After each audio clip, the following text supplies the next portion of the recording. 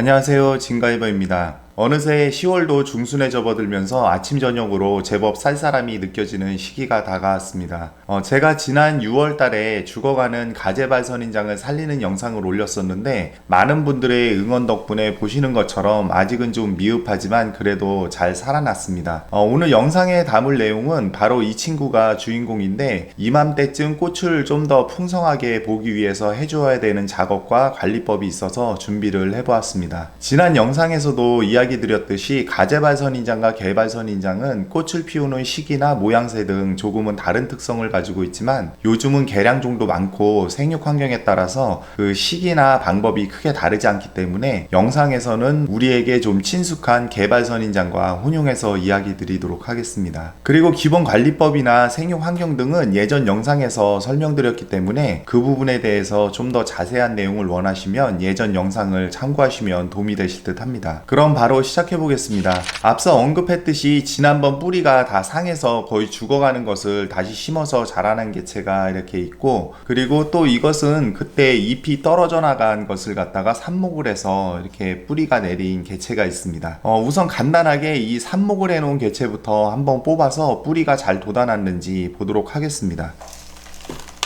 보시는 것처럼 비교적 양호하게 뿌리가 내려서 이것도 이제 하나의 독립개체로 살아갈 정도는 되었습니다. 이 정도면 예전 영상에서 보여드린 방법처럼 흙을 배합해서 정식 후에 계속 키워나가시면 되겠습니다. 그리고 오늘의 주인공인 또 다른 개체를 보게 되면 아직 시간이 많이 흐르지는 않았지만은 이렇게 잎 끝에 붉은색을 띠는 순이 계속 나오고 있는 형태로 봤을 때 활착도 잘 되고 나름 잘 성장을 하고 있다는 것을 알 수 있습니다. 그럼 이 개체를 가지고 좀 더 풍성한 꽃을 볼 수 있게 도움을 주는 방법 중에 잎 따기와 순짓기부터 이야기를 해보겠습니다. 기본적으로 꽃을 많이 보기 위해서 꽃눈을 많이 발생시켜야 되는데, 그렇게 하기 위해서 지금 시기에 순이나 잎을 따주는 방법을 사용하는데, 이 순이나 잎 따기도 해야 된다 하지 말아야 된다 이런저런 이야기가 많은데, 이것은 맞고 틀리고의 문제가 아니라 선택의 문제입니다. 다시 말해서 저처럼 좀 짧게 키우는 것을 좋아한다면 순을 따거나 잎을 따내서 짧게 키우시면 되고, 좀 길게 늘어지는 것을 좋아하신다면 원하는 길이만큼 성장할 수 있도록 좀 지켜봐 주시는 게 가장 일반적인 기본 방법이 되겠습니다. 예를 들어서 방금 보셨던 이런 삽목을 한 작은 개체를 좀 더 키워야 되는 배양이 목적일 때는 비록 꽃은 적게 피더라도 어느 정도까지는 마음껏 자라도록 그냥 두시는 게 우선이 되겠습니다. 항상 이야기 드리지만 어느 정도 원하는 선까지는 생육이 우선이고, 꽃을 보는 것은 그 다음이 되어야 식물을 건강하게 스트레스 없이 오래 키울 수가 있습니다.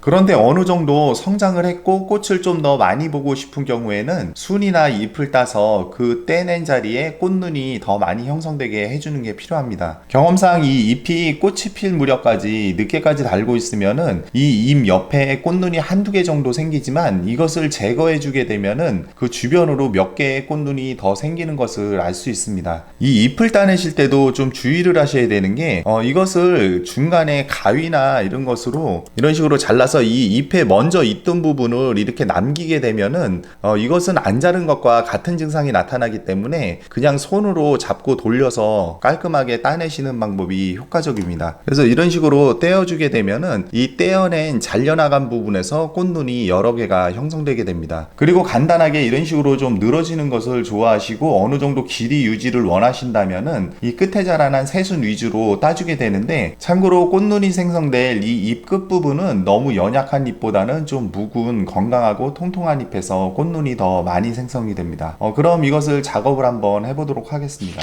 저는 이렇게 처진 것을 별로 좋아하지 않기 때문에 이 끝순을 자르지 않고 이 중간에 잎을 갖다가 이런 식으로 제거를 해서 조금 짧은 형태로 그렇게 작업을 해보겠습니다. 그리고 작업을 해주실 때 이것을 저처럼 좀 짧게 해주실 경우에는 여기 한 잎에서 이렇게 두 잎으로 분기가 됐는데 이 첫 번째 잎만 남기고 거기서 바로 이렇게 따주시면 되겠습니다. 조금 길게 늘어질 경우에는 거의 한 두 잎, 세 잎까지도 남기지만 저는 짧게 할 거기 때문에 한 잎 정도만 남기고 따주겠습니다. 그리고 따주실 때는 전체적인 균형을 좀 봐가면서 어떤 것은 좀 길 길게 남기고 어떤 것은 짧게 따주고 그런 작업이 필요하겠습니다. 그리고 이런 식으로 작업을 해서 따낸 이런 잎들은 이것을 만약에 개체를 더 늘리기를 원하신다면은 예전 영상에서 보시면 삽목을 할 때 그 흙배합을 보여드렸는데 그것을 참고하셔가지고 이런 흙에다가 다시 이렇게 꽂아주시면은 이런 식으로 개체를 늘려나가는 하나의 방법으로 활용하셔도 되겠습니다. 보시는 것처럼 이런 식으로 어느 정도 균형을 맞춰서 작업을 해주었는데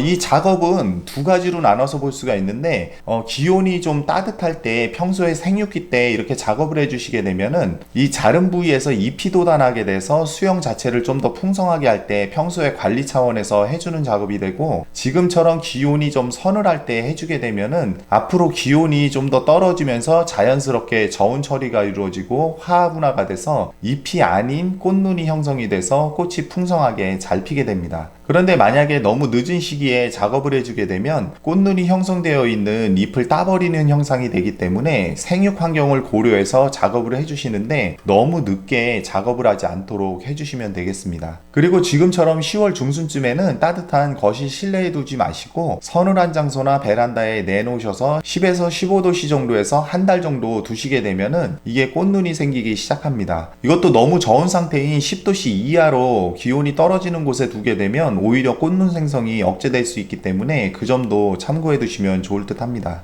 그리고 이때 꽃을 피우는 한 가지 조건이 더 있는데 바로 카랑코에 때도 이야기 드렸던 단일 처리입니다. 이 단일 처리는 저온 처리와 함께 해주시면 농장에서 출하하듯 풍성한 꽃을 볼 수 있어 좋기는 하지만 실제 단일 처리가 일반 가정집에서 하루에 14시간씩 2달 정도 빠짐없이 해주기는 거의 어렵기 때문에 밤의 길이가 자연스레 길어지는 지금 시기부터는 밤에는 어두운 환경에서 충분히 단일 조건이 될 수 있도록 전등이나 식물 등을 저녁 늦게까지 켜주시지 않도록 하는 것도 필요합니다. 일반적으로 지금 시기에 베란다 환경에 내놓으시면 저온과 단일 조건이 어느 정도 자연스럽게 형성이 되기 때문에 꽃이 피는 시기에 차이는 좀 있겠지만 무난하게 꽃을 볼 수 있는 환경이 자연적으로 조성됩니다. 집에서 일부러 단일 처리까지는 못하더라도 앞서 이야기드린 순짓기와 잎따기 그리고 저온 처리까지는 좀 신경을 써주셔야지 어느 정도 풍성한 꽃을 보시는데 도움이 되겠습니다. 이렇게 작업을 해주시고 꽃눈이 형성될 때까지는 물을 좀 말리듯 관리하시는 게 필요합니다. 우리가 일반적으로 개발이든 가재발이든 선인장이라고 해서 평소에도 물을 너무 말리면서 이 잎이 짜글거리게 키우시는 분들도 많이 계신데, 평소에 그렇게 키우게 되면은 성장이 둔화되고 이미 잎이 짜글거릴 정도면 물 주는 시기를 놓친 것이라서 평소에도 잎이 어느 정도는 통통함을 유지할 수 있게 물 관리를 해주시는 게 필요합니다. 이것을 심으실 때는 기본적으로 배수가 잘 되는 흙에 심어 주셔야 되고, 평소에 관리를 하실 때는 이 화분 표면을 좀 파봤을 때 손가락 한 마디 정도 말랐을 때 물을 흠뻑 주시고 관리해 주시면 되고, 날씨가 서늘해지고 저온 처리에 들어갈 지금 시기쯤에는 손가락 2마디 이상이 마르도록 물을 더 말린다 생각하시고 관리해 주시면 되겠습니다. 이렇게 물을 좀 말리듯 관리를 하시다가 여기 꽃눈이 형성되는 것을 확인하시게 되면 다시 물을 좀 더 주게 되는데, 이때 영양제나 비료를 줄 경우에 질소 성분이 없거나 적은 인산과 칼륨 위주의 액비를 옅게 희석해서 주시면은 이 꽃눈 생성에 도움이 되겠습니다. 그렇게 관리를 해서 전체적으로 꽃눈이 좀 많이 형성되는 것을 확인하시고 20도씨 정도 되는 거실로 옮겨두게 되면 본격적으로 꽃을 피우기 시작합니다. 이런 일련의 과정은 군자란 때도 이야기 드렸지만 가정의 실내 환경에서는 딱 정해진 때를 맞추기 어렵기 때문에 생육 환경에 따라 꽃을 보는 시기가 차이가 있을 수 있어서 과정 위주로 알고 계셨다가 평소에 관리를 해주시고 좀 여유를 갖고 기다리는 마음으로 봐주시면 될 것 같습니다.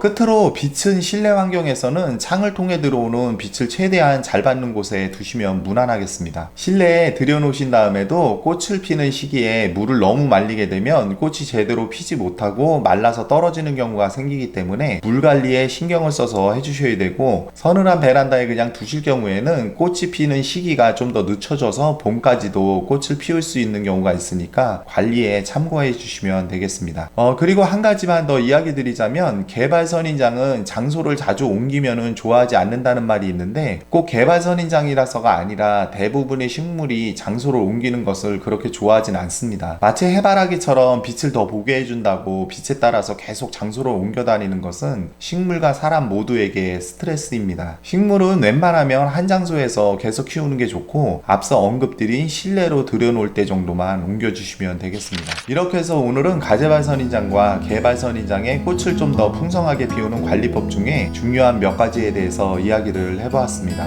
오늘 준비한 영상은 여기까지입니다. 시청해주셔서 감사합니다.